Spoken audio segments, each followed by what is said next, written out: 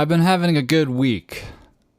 I beat my first 2Q in a live game on OGS.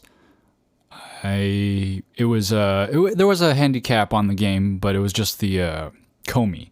So it was like a 1 stone handicap, and I think I won by quite a bit more than Comey. So in that case, like sometimes I like to say that that's just like a legit win without the Comey.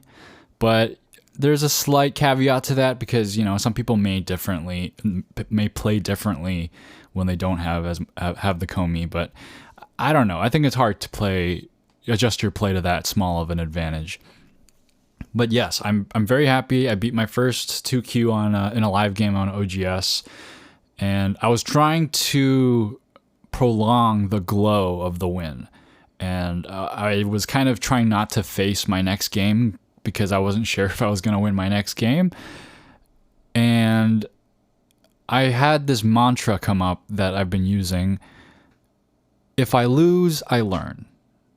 That was the mantra that I've been trying to tell myself. And just as soon as I said, if I lose, I learn, I was able to jump into my next game. And then I beat a 3Q in an even game. And it was quite a fun and exciting game. There was a moment in that game when all the tension kind of released from my body, and I said, "Oh, that's GG." And as soon as I said that to myself, they resigned. I could have played better, but it was still a good game, and I'm again trying to play more carefully and just more reflectively, and trying to spend more time to review all the stuff I can from each game. That's the kind of state I'm in here. And ever since I've switched over to these 20-minute games, 20-minute main time games, the games, they seem, they're pretty intense and contemplative. I feel like there's a lot of silent thinking that happens that's not possible in the shorter games that I used to play. And I'm beginning to get into the groove of this time format, getting a better feel and getting more comfortable with how much time is appropriate to use per move and when it's appropriate to use more time, and learning how to burn more Byoyomi periods, because I used to have 3 Byoyomi periods on Fox, and they were pretty precious, and I only used them in emergency situations. But with 5, I need to be a little more liberal with when I use up Byoyomi. So I've been trying to get used to the time format, and it's taking a while to fully get used to, but I feel like it's getting more comfortable. We'll see how much I can improve on it as well.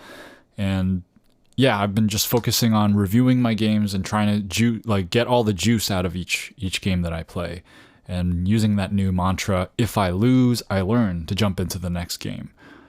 Welcome to Start Point, the show about Go for Go fans away from the board. And I want to talk to you about a YouTube video that I saw recently. It's by a YouTube channel, a YouTuber by the name of Benjamin Keep, who purportedly has a PhD. And a lot of his channel is focused on learning. It's not a Go channel, but it's more of a science-based learning channel. And any Go player who has played long enough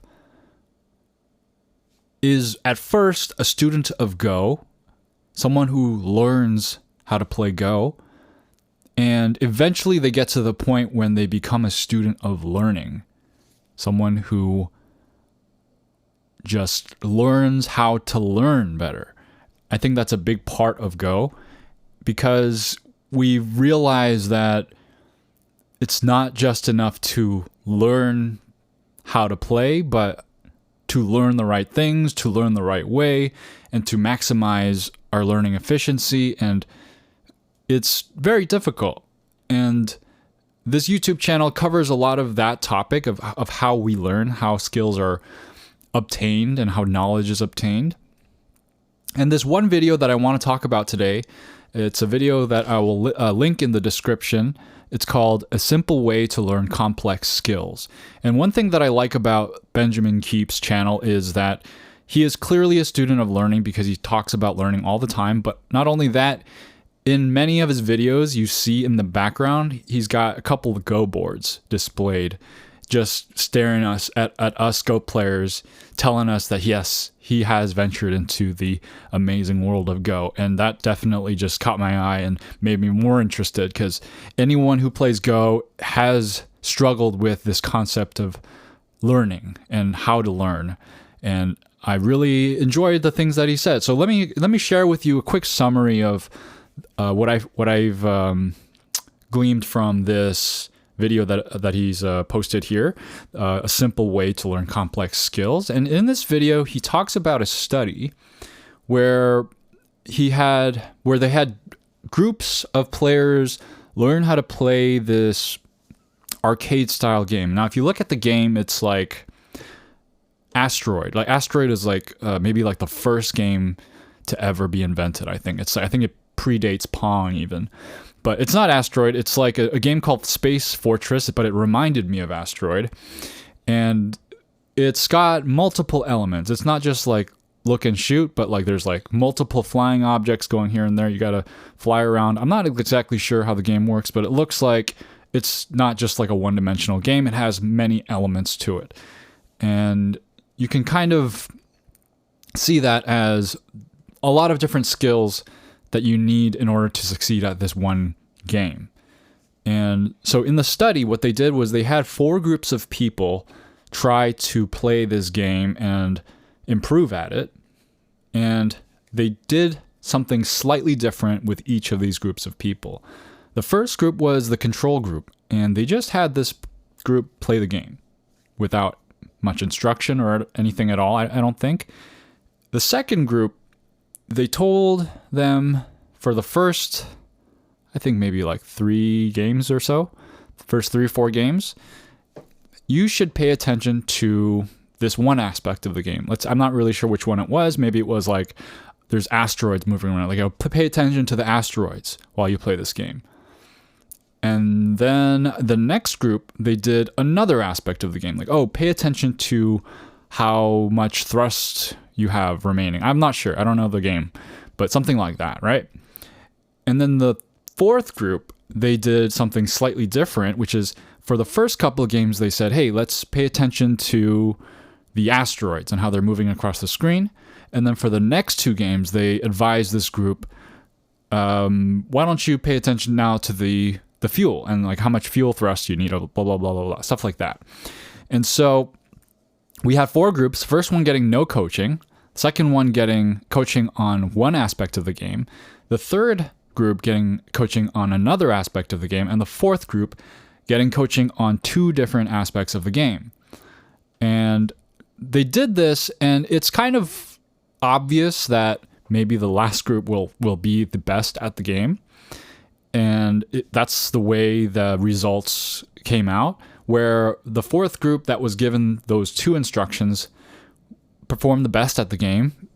And then the groups that had instruction on one aspect of the game did better than the control group, who had no coaching at all. And so you can see their improvement lines are steeper when they're given more instruction, and they're more shallow when they're giving less instruction. But the cool thing is, remember I told you that they did this for like the first 4 games or so? They played a total of 10 games. So after those initial games with some instruction, they continued to play more games. And what was interesting about the study is that the people who were told those 2 aspects to improve not only improved during that coaching session, but after the game, after they were let alone to improve on their own, they kept on improving more than the other groups. So it really helped in this situation that these groups were given instruction early on, and that early instruction was a seed that grew more and more as time went on for these people. And so with this study, there are, to bring it back to the game of Go, I felt like I had 2 takeaways from this. The first takeaway being to seek wisdom from above. Now, that may be obvious, right? A lot of us, we are desperate to learn about how we can improve at this game, and we're constantly asking stronger players. Like, what am I missing here? But actually, there's a lot of people who don't do that. If you play on Fox, you'll run into a lot of players with razor sharp reading ability. You know, these are people who are seasoned at the game. They play good moves and they trick you, and they play these like really sharp tactical moves that make you realize, wow, I could never see that. But you realize in the beginning of the game that they have never watched a single video or read a single book about Fuseki. They play these strangest moves, and they play very improper opening moves that just don't make sense. But they're able to power through them because they have such a good reading ability. But they have never sought after higher level knowledge from other people. And so they're going to be stuck, right? They're only going to be as strong as their reading ability. If you're a DDK player and you're learning how to play the game, you may learn early on that it's important to focus on counting your liberties and capturing stones. But if that's the only skill you work on moving forward, you never consider points like, what's the biggest territory that you can make on the board right now? What's the largest open space?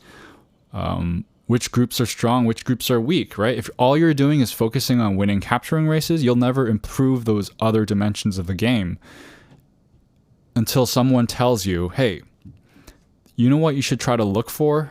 You should try to see if you can make a base. You know, make sure all your groups have bases. Make sure all your groups are strong enough, and then you feel like you can have them survive. And they're like, wait a second, what do you mean? I was just trying to capture as many stones as you can. There's more dimensions of the game that we may not be able to see without anyone telling us. And so in this way, more experienced players can impart very important knowledge on certain aspects of the game. And it can help us expand what we're trying to learn here. The second takeaway that I wanted to mention that about this video is that we should not focus on just one thing, right? So this is the part of the study where they only told two of the groups like one thing each in order to improve, while the last group that performed the best was told two different aspects of the game. And so I think this tells us as Go players, we shouldn't tunnel vision on our training. There are some people who kind of seek out the secret sauce of improvement in Go, and they cling on to it. Maybe someone told you that the best way to improve in Go is to do lots of sumego, lots of life and death problems. And so you firmly believe in that, and you completely take that to heart, and you're just going sumego every day. 3 hours of sumego every day, 1 hour of sumego every day. And yeah, that's going to help you. You're going to improve quite a bit, actually, if you really are dedicated to that and you really do that. That's going to be something that will definitely increase your skill. But what about the other stuff? What about other areas of Go that you're not thinking about? What about direction of play? What about attack and defense? These things, if you don't look at them ever, they're just kind of like this undeveloped and unused potential. And you're just going to be able to have this superhuman knowledge of life and death and maybe reading ability, but you may not be using those things efficiently because you don't know about the bigger picture things. You haven't looked at the other aspects of the game, because Go is a game with many different aspects, and it helps to know about all of them. And this is a generalization. When I'm talking about these like disparate skills that you need in order to play Go, I make them sound like it's just sumego, direction of play, attack and defense, fuseki, or something, these giant categories.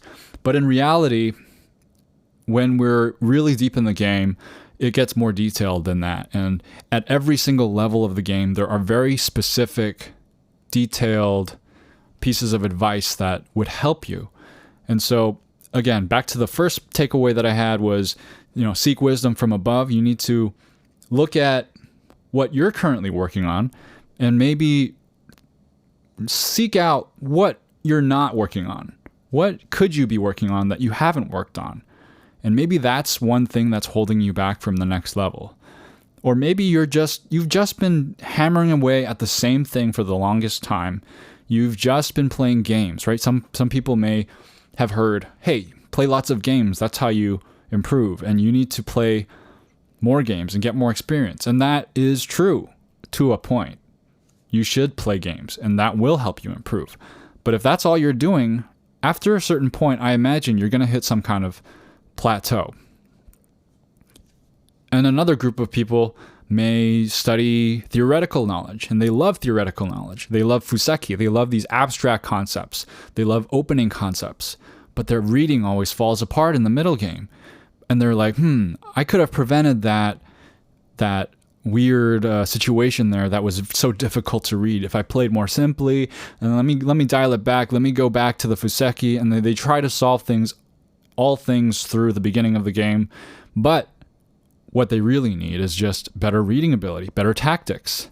So again, I think the second point here is to vary your training. Look at multiple areas to focus on and keep them all in mind. And with these two takeaways to, try to get wisdom from above and then just not focus on one thing, but on many things, I think it's important to keep this practice as you improve and repeat it. Keep trying to seek wisdom from above. Keep trying to get new knowledge and insight that is just at the next level of play, and try to focus on those things in a variety of ways, and repeat it. Every level will be different. If you find that at your current level, what's important to do is to play a lot of 9x9 games and do easy Sumego, maybe that'll help you improve for a while. But after a while, you find yourself at a place where it has helped you improve immensely, it's time to look again and see what the next step could be, and then try to vary up your training routine even more. Beginners should focus on things like counting liberties, spotting ladders, and the behavior of stones on the second line, how they get captured, how they maybe have some Aji to escape, things like that. And then, you're not going to be wanting to focus on those kinds of skills forever. You're going to want to move on to new skills as you advance, and be ready for more advanced concepts as they come. Imagine playing for years and years, and you're still focused on capturing races and counting liberties, and you're the best liberty counter in all the land. That's going to only take you so far. Now, don't get me wrong. Counting liberties is very important. Capturing races can make or break games even at the highest levels.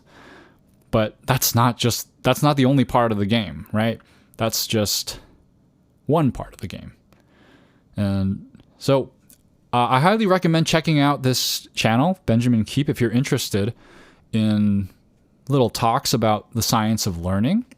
I think it's very interesting stuff and very relevant to what we do as Go players.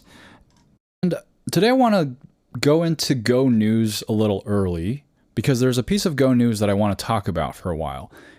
And that piece of Go news, I'm sure a lot of you have heard already, is that the content creator for Go, Nick Sibicky, has formally retired from regular content creation on YouTube. Now, a few episodes ago, I mentioned meeting Nick Sibicky was not very eventful. I just kind of shook his hand. But Nick Sibicky is a giant in the Go content creation community. He has provided content for a long time. I think he says 12 years. And he was maybe like the teacher that taught me my basic initial knowledge of the game and basic Fuseki and things like that. And I did that through his earlier videos. And I think I just wanted to take a moment to, give a few words of appreciation for the content that he has put out to the community. And there's a rich library of content still available to look at. And if you've never looked at Nick Sibicky's videos, I highly recommend at least checking it out, especially his earlier videos, because something unique about Nick Sibicky's videos is that the first run of his videos were live lessons. They were lessons that he volunteered to give at the Seattle Go Center. So he's in front of a classroom and he's got this magnetic Go board in front of him, and he's going through these games and moves and situations and getting feedback from an actual classroom full of actual people. And that is something that is very unique and rare in terms of the Go content that is available today. Like 95% of the Go content today is really just people playing games and talking over them. And that's great. I'm sure a lot of people enjoy that kind of content. We need that content, and it's useful to know what higher level players are thinking when they're playing games, but that's not the only content that can be made about Go. And I actually really like the physicality of Go. I like seeing a board and stones and seeing people interact with other people. And that's something that Nick Sibicky's videos, in the early days at least, provided, where he actually was standing in a community physically teaching lessons. And that is a very different feeling from just the completely digitized content that you see, in 90% of the content videos out there.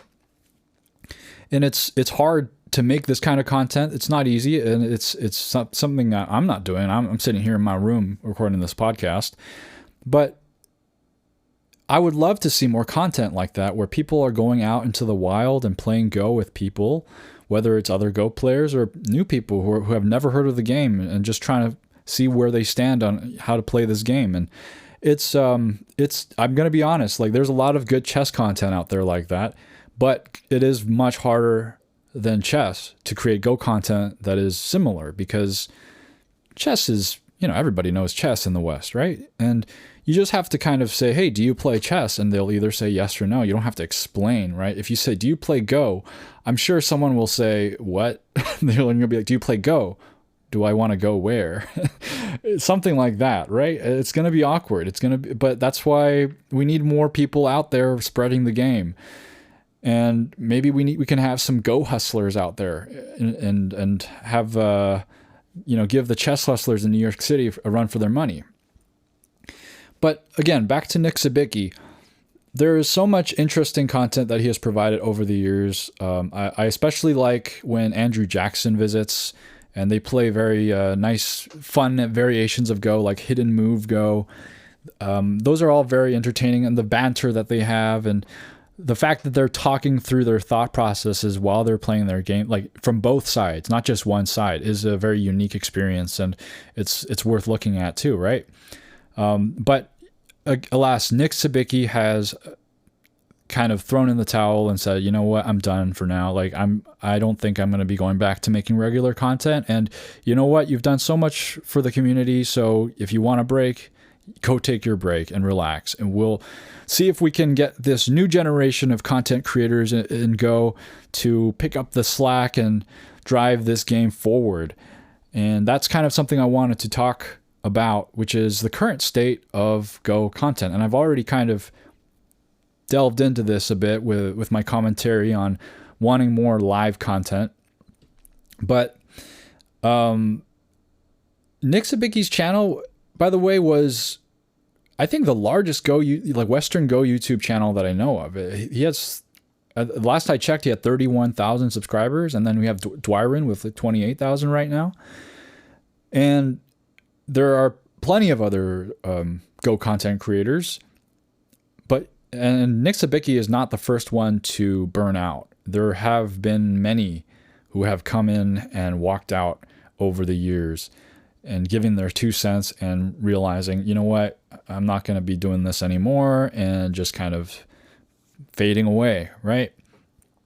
But there are still a lot of active, great YouTube Go content creators, and I want to call some of them out. One of my favorite channels, Go Inside, which is run by a Korean professional named Eun-kyo To, and she provides a lot of insight into Joseki, and that's like one of my favorite series, her Joseki series. and invasions and things like that. She does many reviews, and I think it's a very solid channel, and she does regular content. It's very reliable. And I want to just kind of go down the list of, some of the newer content creators. I mean, Triton's been around. His channel is like 8 years old, but he's had a resurgence in the past year. And Triton Baduk, he's great. We got Contraband Go, who is also, I think, a friend of Triton's. He's a newer creator. We've got Paduk Doctor. I think he's been around for a while now. I don't actually know how long. Spirit Animal, who's been a newer content creator recently as well. And he's talked about burnout a bit.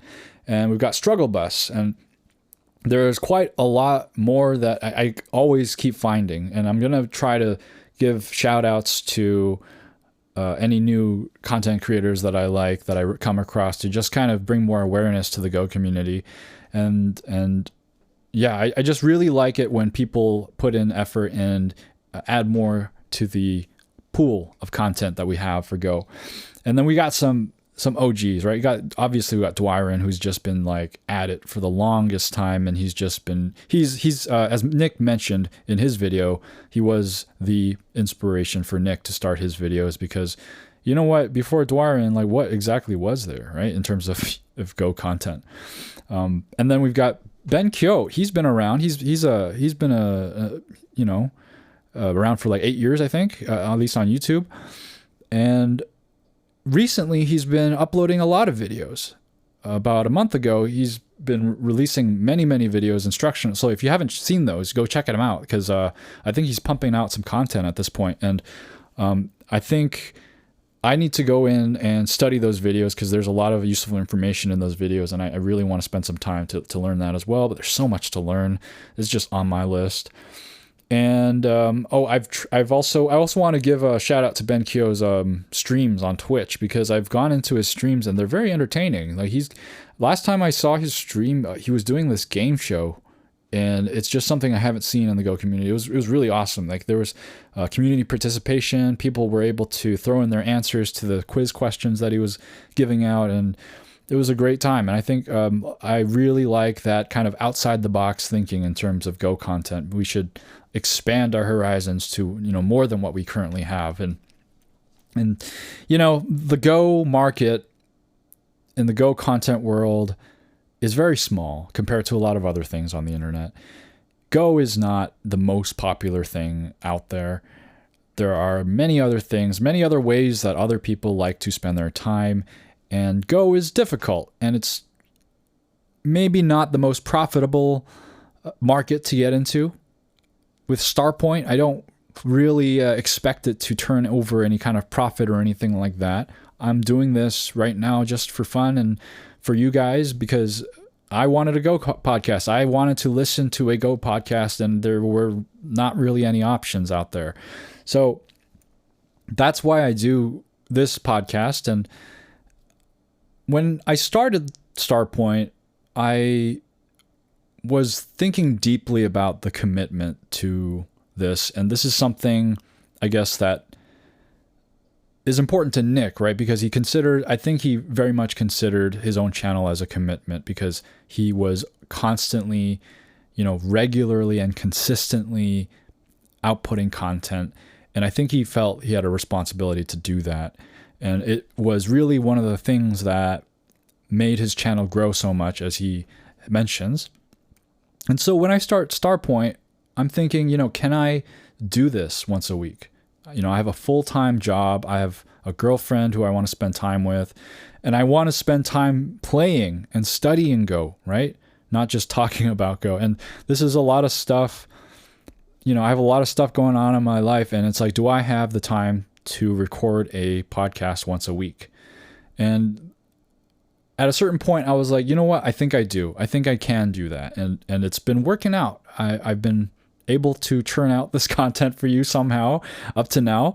I still have a list of topics I want to cover, and I'm trying to add to that list as I go on. But I do wonder sometimes how the podcast will evolve as the bigger topics run out, and where this thing will go. And that's one reason maybe, one day I will try to see if I can have some guests on my podcast. but I just want to provide for the few consistent listeners that I have here. Anyone, or maybe if you drop by every now and then, that's cool too. But the fact that there are some of you who do look forward to this podcast and listen and want more content from this podcast, that's enough to keep me going, at least for now. I mean, it's not just a podcast for entertainment, but it's also a forum where I can express the many thoughts I always have about the game. I'm always having thoughts about this game, and I just want to have like an outlet for it. And I think it's a good thing for the community to come together and talk about a few topics every now and then. And, you know, this podcast may be a starting point, for discussion for many things like that. And so, yes, I want to just kind of give like a push forward for all the content creators out there, and just, you know, I believe in all of you, and you guys are, I think it's great. I think I love the Go community, and I want to just kind of say, hey, Nick, thank you for all the content that you've created. And, you know, I would love to see whenever you drop by in your YouTube channel, if you were able to upload at a certain point and say hi. I'm sure everyone will welcome you back with open arms. But for now, I think everyone just wants you to be happy. So thank you, Nick, for all your content. And now we're going to go into some more of the Go news regarding the professional world. And last week I mentioned that Shibano Torimaru defends the Meijin. And this week I want to cover the equivalents of the Meijin. If you don't know that the Meijin has equivalents in China and Korea. In China, it's called the Mingren. And in the Mingren, Mi Yuting wins against Koje in a 3-2 victory. And that was a very tense game. The prize money was 400,000 yuan, which is equivalent to about 55,000 US dollars. And in Korea, we have the Myeongin, and it was the 46th Myeongin. And this is the Korean equivalent of the Meijin. This is an interesting story because, well, let me just tell you who won. Shin Jin-seo, and that's not interesting, right? Shin Jin-seo is the best, and he won against Park Jung-won, and it was a very, I think, difficult game for Park Jung-won because he has lost apparently the last 10 games against Shin Jin-seo, and it's just, you know, it's been hard for him to come against this titan, right? Shin Jin-seo, this giant Go player, and maybe their styles clash in a way where, you know, Shin Jin-seo is Park Jung-won's weakness, right? Or maybe Shin Jin-seo is everybody's weakness. But in fact, Shin Jin-seo was coming up from the losers bracket here in this tournament. He lost early on and had to climb the losers bracket a bit before facing his final opponent, Park Jung-won, and took the Myeongin, which had a prize money of 75 million won, which is 52,000 US dollars, so similar to the Chinese Mingren prize. If you want a review of this game, go inside that channel I mentioned earlier. Has a review of the game, so go check that out. I'll try to link as many of the content creators as I mentioned here in this episode in the description, so there'll be a lot of links. And you know, in addition to the video that I mentioned earlier, Benjamin Keep on the science of learning. And then finally, on the last point of Go news, I just wanted to point out for the Samsung Cup, last week I mentioned that Andrei Kravitz was going to be the wild card for the Samsung Cup, which is unprecedented. And because of this, Martin Siasini, the president of the European Paduk Federation, is visiting for the Samsung Cup. And the article describes Mr. Martin Siasini as the Jonamchol of Europe. And that's a fitting title for him because Jonamchol is known as the father of modern Korean Go, as he was instrumental in setting up the pro system and bringing the new life into the game into Korea, as Martin Siasini has done for Europe. Also, fun fact, Cho Nam-chul is Cho Chi-kun's uncle. But anyway, it's some incredible news for the Western Go world. Clearly, the European Go Federation is going places with so many countries signed up, and them now sending a wild card over to the Samsung Cup. It's historic, and I always love to see the Western Go world take more steps to becoming closer to the level of its Asian brothers and sisters. And with that, it's time for listener mail. All right, we got some great mail or comments from people writing in to tell us about their origin story for Go. Plunko Dunko, hey again, writes, I learned about Go through Hikaru no Go 20 years ago. I've always had an interest in the game, but no one knew what the game was, or they thought it was too hard to understand. It felt pointless to get good at the game that no one wants to play with me. So over the years, I'd play a few games on KGS and then lose interest. Hey man, I feel you. Like you really have to love this game to learn how to play, because there's really not many people who play. Continuing on. However, about 2 years ago, my wife bought me a board after I watched the Chinese Hikaru no Go, which was great and better than the anime in some ways. This time, I've maintained my interest and seen the beauty of the game more clearly. Always a great day when I see a new Starpoint episode. Keep it up.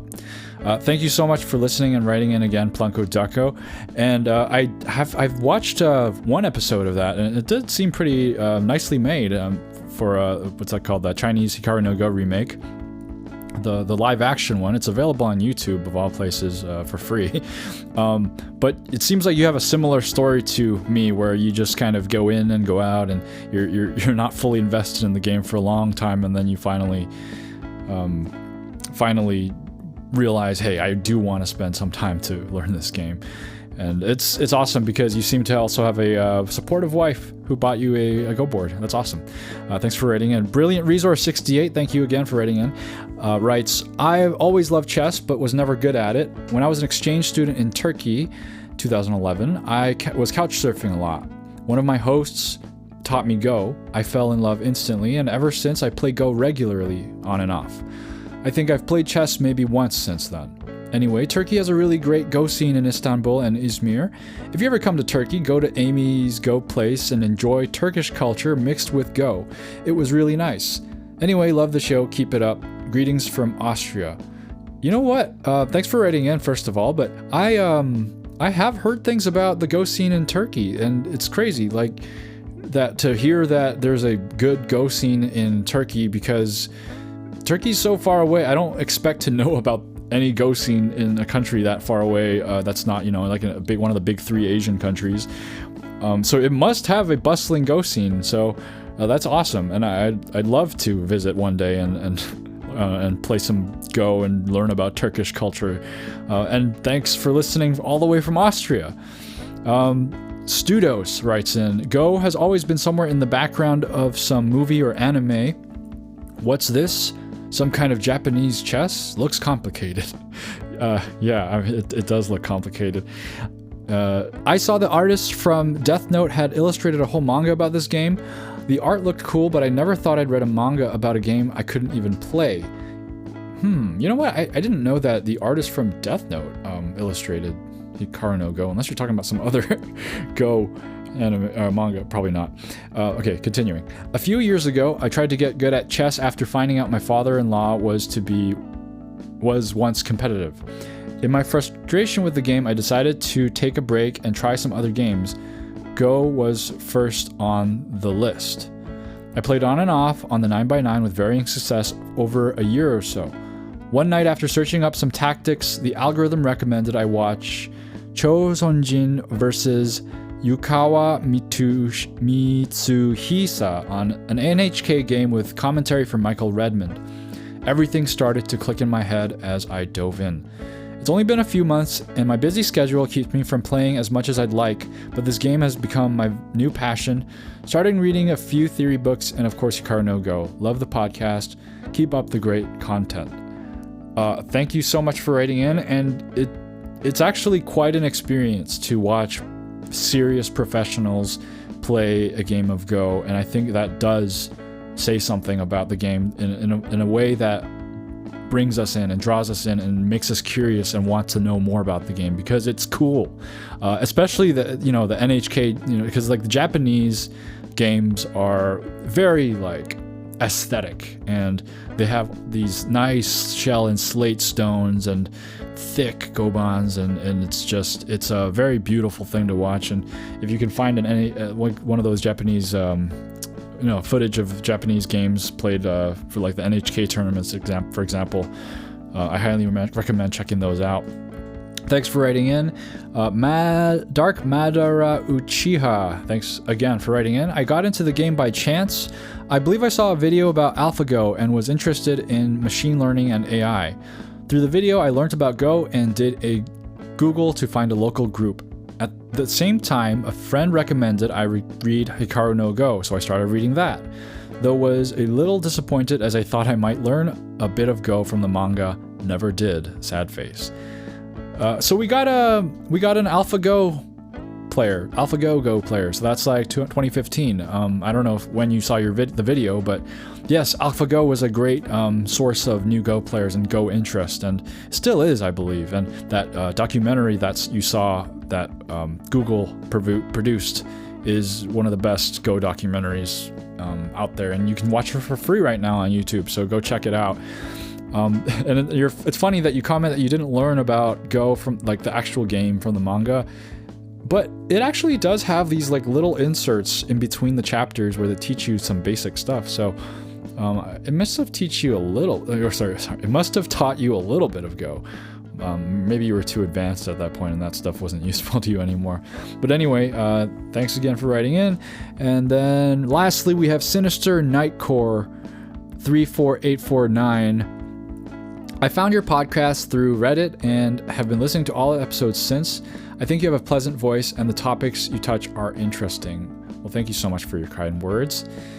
For my Go journey, I got interested both by Hikaru no Go and the AlphaGo games at around the same time, around 2016, but I didn't play for a while and just watched professional games online like the NHK Cup. So when I finally started to play, I already had some feel for the game, but I was by no means a 10K. I played my first tournament as a 15K and have been slowly rising through the Q ranks. Hey, I think you have a bright future ahead of you if you have enough interest to be going to a tournament at 15Q, and you know, it seems like you're really gonna be. I didn't go to my first tournament until I was like 6Q or so. So I think you were ahead of me in that regard.